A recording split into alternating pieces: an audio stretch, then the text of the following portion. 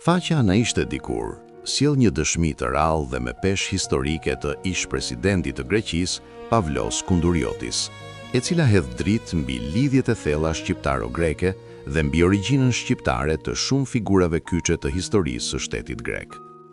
Në kujtimet e tij personale, Kunduriotis flet hapur dhe pa komplekse për prejardhjen e vet. Ai pohon se gjuhën shqipe e ka mësuar që në foshnjëri, jo si një gjuhë të huaj, por si gjuhë të jetës së përditshme. Arsyeja ishte e thjeshtë dhe domethënëse.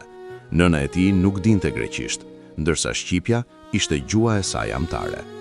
Për këtë arsye, fëmijëria e tij u formsua në një mjedis ku shqipja ishte gjuhë komunikimi, ndjenjash dhe edukimi. Vetë Kunduriotis shprehet pas një hezitim se gjysma e gjakut të tij ishte shqiptar dhe se për këtë fakt ai nuk ndihej i turpëruar, por përkundrazi, krenar. Që nga mosha e foshnjërisë flas gjuhën shqipe, sepse ndjera nëna ime nuk dinte greqisht. Gjysma e gjakut tim është shqiptar dhe jam krenar për këtë. Kjo dëshmi merr një rëndësi të veçantë kur vjen nga një figurë e lartë shtetërore greke, admirali i flotës dhe më pas presidenti i Greqisë, në një kohë kur identitetet kombëtare në Ballkan ishin shpesh të politizuara dhe të tensionuara. Në rrëfimet e tij, Kunduriotis shkon edhe më tej, duke theksuar se origjina shqiptare nuk ishte një rast i veçuar, por një realitet i përhapur qërësisht në elitën politike, ushtarake dhe detare të Greqisë së re. Ai përmend familje dhe emra të njohur si Kundurioti, Miauli, Sahturi, Nikolaidhët, Konduli, Sakelariu dhe shumë të tjerë, të cilët sipas tij kishin rrënjë shqiptare dhe kishin kontribuar me besnikëri dhe sakrificë në ndërtimin e shtetit grek. Sipas Kunduriotisit, këta njerëz nuk e shihnin prejardhjen shqiptare si pengesë, por si pjesë të identitetit të tyre historik, duke dëshmuar se historia e Greqisë moderne dhe ajo shqiptare kanë qenë të ndërthurura shumë më tepër se sa pranohet shpesh në narrativat zyrtare. Një kapitull i veçantë i kujtimeve të tij i kushtohet marrëdhënieve shqiptaro-greke gjatë viteve 1925-1926, një periudhë që ai e përshkruan si ndër më të afërtat në historinë e dy vendeve. Sipas Kunduriotisit, marrëdhëniet mes Shqipërisë dhe Greqisë kishin arritur pothuajse nivelin e një konfederate të pashpallur. Ai vlerëson figurën e mbretit Ahmet Zogu, duke e konsideruar atë një faktor stabiliteti dhe duke theksuar rëndësinë strategjike që Shqipëria kishte për sigurinë dhe interesat e Greqisë në Ballkan.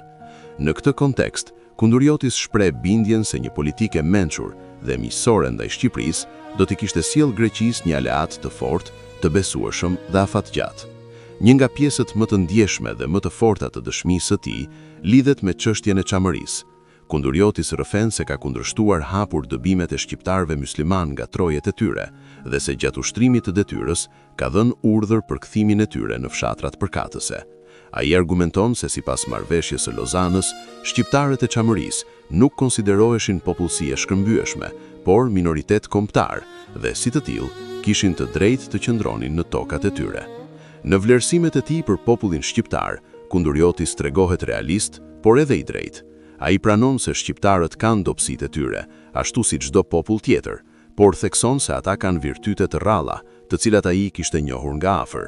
Shqiptarët kanë dobësi, por kanë edhe virtyte të shkëlqyera. Besa e tyre është reale. Ai kritikon ashpër politikën zyrtare greke të kohës dhe pjesë të shtypit, të cilët sipas tij ushqenin për çmim dhe paragjykime ndaj shqiptarëve. Kunduriotis nënvizon se shqiptarët nuk janë armiq natyror të Greqisë, por një popull me lidhje të thella gjaku, historie dhe kulture me grekët, lidhje që nuk mund të mohohen pa deformuar të vërtetën historike. Në përfundim të dëshmisë së tij, ish-presidenti grek shpreh bindjen se historia ka humbur një mundësi të madhe. Sipas tij, nëse Greqia do të kishte ndjekur një politikë të qëndrueshme miqësore ndaj Shqipërisë, ajo do ta kishte sot aleaten më të fortë dhe më të besueshme në Ballkan.